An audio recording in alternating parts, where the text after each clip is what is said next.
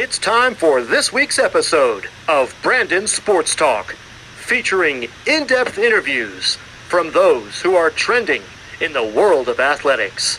And now, here's the host of Brandon Sports Talk, Brandon Pate.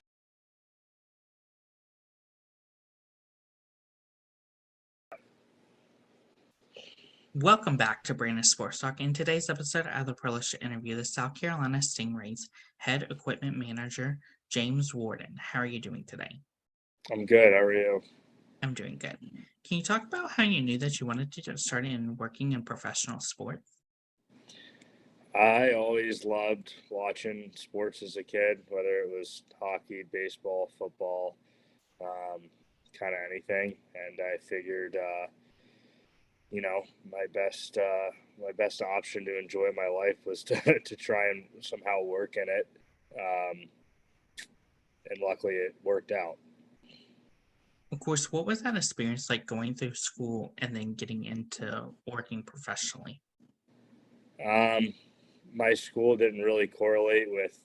I didn't do sports management, so it was kind of after school that I decided that I didn't really like what I was doing and I wanted to change it up. So I decided, half the time I spent working after school, it was um, I was always watching sports or on YouTube or whatever, something to do with hockey. So I said, well, let me see if I can get myself into it, and fortunately did. Of course, how was that like getting your first start in breakout lacrosse as the goalkeeper? I coached it for a couple summers. I was a lacrosse goalie all through my grade school years, high school, college, and then it was just kind of where I'm from. It's a pretty popular area for lacrosse, so I had a couple buddies that were running a lacrosse school, and they asked me to come help them out. So I did, and that was a blast. It was always fun to work with the younger guys. That's what I had when I was that age. So have a coach, specifically work on goaltending was always kind of special. So it was fun.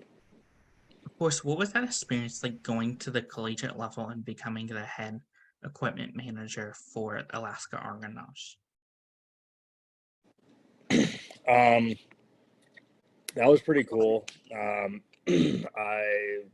am from Washington D.C., so I grew up in a city, and I moved to Anchorage, Alaska, and there was a lot of traveling, which was uh, interesting. But you're kind of far out there in Alaska. If you're on the East Coast and you really look at it, it's almost halfway across the world. So I remember our first game. We played at the University of Maine, so I traveled from Alaska to Maine to play two games and then back to Alaska, but which was neat. But I think the best part about that was the experience was awesome. It was a good way to get my foot in the door in the world of hockey, and I think pretty cool area to do it. And went around to a lot of good hockey schools and got to see a lot of good players and play in or work in a lot of cool arenas and see atmospheres. So it's pretty sweet. What was that feeling like getting to become the head equipment manager for the Anchorage men's program for ice hockey? It was cool. It was definitely a bigger, a lot different than what I was doing before, but I knew it's something I wanted to do, and I was fortunate enough to get an opportunity that I couldn't pass up. So it was a little different, kind of running it myself from the equipment side, and being a so-called boss of it. But definitely a humbling experience and very fun. Something I'll look back on in 50 years and say that was a cool place to be and a fun job. What were some of your roles and responsibility as that head equipment manager working with the men's ice hockey program? Um, a lot of things, anything from ordering all the equipment, maintaining the locker room, the facilities, doing the laundry, working individually with each player on how the specifics for how they like their skates done or how they wanted their jersey sewn a special way. I think that's the coolest part of it, and probably also the most difficult, but the most rewarding is having each guy um, be so specific with their own, whether it's their blades or, like I said, their jerseys or their pads or something like that. Being able to uh, tailor to their needs and work with each one of them and make them happy, and so it gives them the best ability when they go out and play. What were some of the things that you took over from your collegiate time working with the Alaska team to then help at professionally level? The professionalism side of just obviously all the little things, whether it was the the little things we do day in and day out to maintain the facility and keep the players happy, but definitely learned a lot at the collegiate level, and at the pro level it's a little different. Travel's a bit different.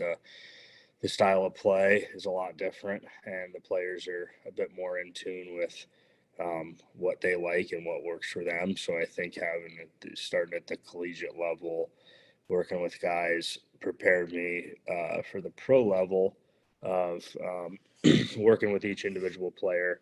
Kind of when they go through college, and junior, they develop their how they like things, and at the pro level, it's not you're not in school anymore. It's what you're paid to do for a living, so it's a lot more intense, and that definitely the collegiate side helped me with preparing me to on how to work with players to make them happy. Of course, what was that experience like going to MetStar Ice Caps and getting to work with the Washington Ice Caps minor league team? Um, so I worked like before I went to Alaska. I worked at the pro shop at the facility at MedStar, um, and that was again a good preparation for uh, when I did take a head equipment manager job. That kind of is where I learned how to do all the little things from sharpening skates, repairs, sizing, fitting, um, all the little things that you take with you along the way to help build up your skill resume that you put to work when you work with teams. So it was good. How was your experience like going to Hershey Bars and becoming their equipment manager? So I'm not. I haven't been there. I'm not. I've worked with those guys, but I've never. I was never the guy there. Of course, what has that been like? Obviously, working in the Washington Capitals arena organization and getting to work on the minor league level. Pretty cool. I am from DC, so growing up, I went to a lot of those Capitals games, and that was that's the team in the city I'm from. So pretty special to work for their affiliate, knowing that your hometown team is the big club in the organization. It's pretty neat. I don't think a lot of guys get to do it, so I consider it pretty special. It's an honor. How's it been like obviously getting to work the training camp for the Washington Capitals? Yeah, same thing. Pretty cool. Definitely uh, a lot different. When I was younger, I'd go to the games, and now it was more so you work kind of behind the scenes and see how they do it at the highest level. It's a privilege, and it's extremely fun. But definitely cool for a kid who's from there to experience that, to see it all from the fan side to the how it goes down, behind the or in the locker room and in the facilities. Of course, what were some of the things that you took from your time as the MedStar Capitals equipment manager to now at South Carolina Stingrays? Just all the little things. Hold on, give me 1 second here. Sorry.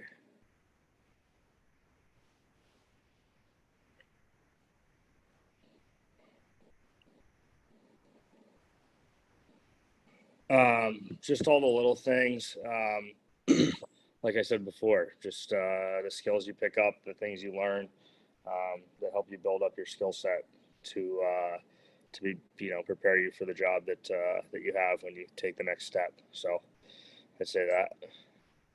What was your experience like getting to transition from different leagues from the ECHL to the ACHL? Yeah, definitely. It's a jump for sure, but it's definitely it's a step up, but it's pretty. You learn along the way, so it definitely helps you out. As an equipment manager for the South Carolina Stingrays, what does a typical game day look like for you? Get to rank at 6:30, 7 in the morning. Um, make sure everybody's got fresh blades. Get ready for morning skate. Do that. Do all the laundry. Check all the skates. Wipe all the visors. Clean the locker room. Um, make sure everything's good to go for the bench. If there's any last minute things, guys will come see you and ask you to fix it for them. And then you do work the game. And then after the game, you're cleaning up again, doing all the laundry, changing all the blades, cleaning the room, prepping everything for the next day because usually there's a game the next day as well. So you're probably out of there at, I don't know, anywhere between 11 and 1 in the morning.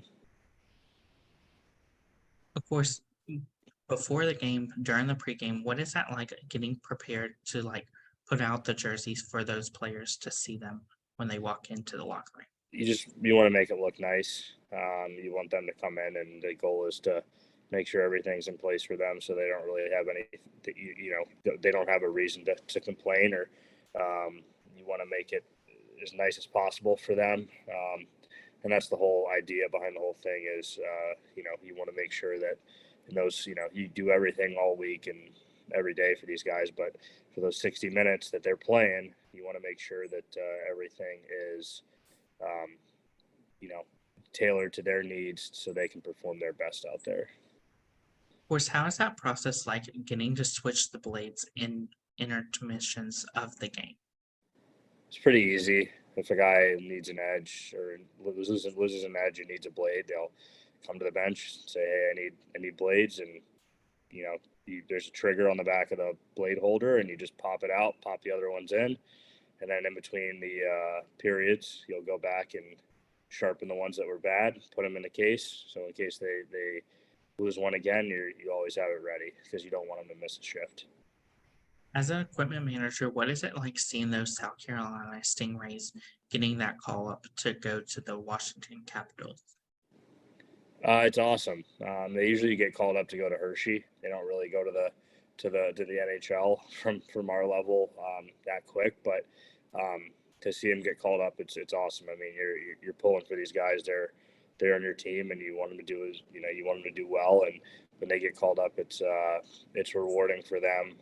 But it makes you feel good because you feel good for the player because you want them to make it to the next level. So it's pretty cool. What is that process like getting to work with those rookies and free agents to get them sized for the South Carolina Stingrays? Pretty easy when it comes to like sizing. They're pretty routine, so they've worn the same stuff and they know all their sizes. If they've got custom skates or they get their gloves sewn up a certain way, it's they kind of know what they like. So it's just on them to tell me and for me to take care of it for them. Of course, how is that like getting to see those rookies that the Washington Capitals draft to come to the Stingrays? Pretty cool. They're elite level hockey players, so it's really fun to watch them, to get to know them, to watch them play, and you spend a lot of time with them off the ice too. So it's pretty cool, and they're all very good guys. So it's an awesome experience. Of course, who are some of your favorite players that you have worked with the Stingrays? I love all of them, but I'm a big goalie guy. I've always loved the goalies. They're interesting guys, and they have the hardest job, I think.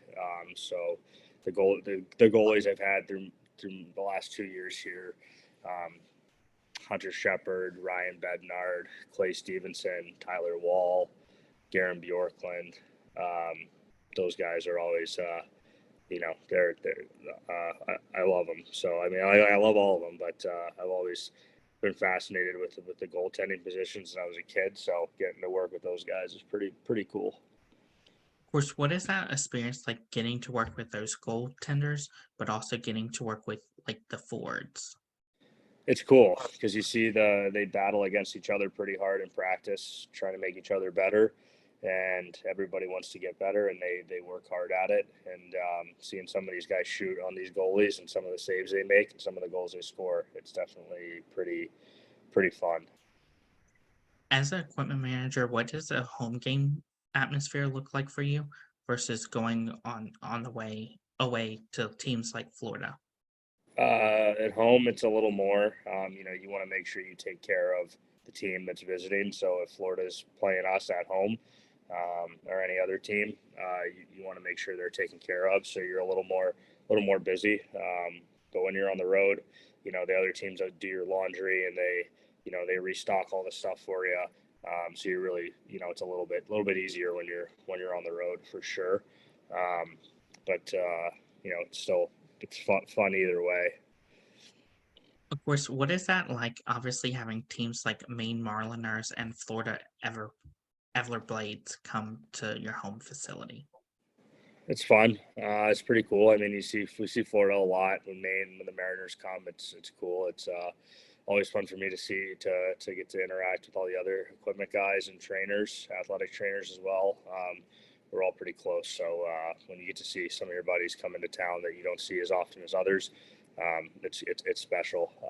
Definitely fun to talk to them and see how their year's going and how everything's going with them. And you get to kind of trade stories and just you know um, help each other out in any way you can. What are some of your favorite memories and moments so far? Favorite memories for what? What are some of your favorite memories and moments representing the South Carolina Stingrays? Um, Honestly, every game. I mean, it's a privilege to get to be out there on the bench and be there for the players and the coaches and whoever needs you. Um, we won our division this year, which was pretty cool. To come in first place in the South, definitely a good memory. Some of the trips we've gone on, played in some pretty crazy places. I'd say Idaho is definitely up there with memories. A pretty cool place to play, especially when you're in South Carolina and you get to go all the way out there. Um, that's one. Playing in Maine, playing in Worcester, playing kind of anywhere out of conference for me is always special because it's fun to see other teams arenas that you don't get to go to as often as you would for the teams in your division. Of course, what are some things that you learn now that you didn't know before becoming a head equipment manager for a professional team? Just all the little things. I think having everything prepared, definitely. There's a lot more that goes into it than what people think. Um, but it's just having crossing your T's and dotting your I's and making sure everything is ready to go. Whether it's how many bottles of water in a refrigerator to how to how many pairs of blades a guy needs and how many coffee cups are laid out and how many how the ice is and all those little things. So it's a ton of stuff, but it just adds up continuously as you go. Of course, what are some of your future plans as the equipment manager moving forward? Um, just nothing crazy. Just I think every year I get a little more in tune with certain things, and the repetition of sewing and sharpening and preparing and all that kind of stuff that goes into it. You get a little bit better at it as the years go on. With the more practice you have, the more you work with your hands, the better you get with them. So I think that's definitely something that I look forward to every year is having maybe a more efficient or quicker way to get something done that I've done in the past, and I've learned a new way to do it. Of course, what advice would you give those equipment managers looking to work on the collegiate level? Don't say no if somebody offers you a job. You go for it. Whether you do it for 10 years or 6 months, definitely try it out. I mean, I'm a big believer in, you don't want to look back and say, what if? So if you're awarded an opportunity, which is extremely rare, go for it, shoot for it. Why not? You never know where you'll end up. Of course, what advice would you have those people that are looking to transition from working on the college level as an equipment manager to making that jump to professional? It's a lot different. It's the same little things, but just the amount of games you play, the travel, it's a lot different. So if you're looking to go from college to pro, just know that it's going to be probably a little bit more work, a little bit longer days for sure. But definitely, it's still a rewarding feeling. What advice would you have those professional looking to work on the professional level as a head equipment manager? I think the biggest thing is you'll have a team of guys that work with you, your stick boys and your assistants, and I think the most important thing with that is just being able to communicate and delegate how you want things done, and you work with them on you work with them on who's this person does this person will do this, I'll do this, and just having a flow in your schedule is definitely an important thing. That's great advice. Where can my listeners find you at on social media along with the South Carolina Stingrays app? Say that again. Where can my listeners find you at on social media along with the South Carolina Stingrays app? On Twitter. That's it. No Instagram, no nothing else really. I don't have much time for social media. I'm a little busy, so I try and I'm on Twitter. I don't tweet a lot, but I like to read it when I'm on the bus. But other than that, it's hard to find me anywhere. You can find me in the laundry room. Thank you again, James Ward, for your interview, and best of luck in your future with the South Carolina Stingrays as the head equipment manager. Thank you very much. I appreciate the time. You can find Brandon Sports Talk on Instagram at Brandon Sports Talk, Twitter at Talk_Brandon, and you can find me on YouTube at Brandon Sports Talk. Don't forget to like, comment, and subscribe. Thank you again, James Warren, for your interview, and best of luck in your future. Thank you. You've been watching Brandon Sports Talk. Please feel free to like, share, and subscribe to Brandon Sports Talk on social media and on YouTube.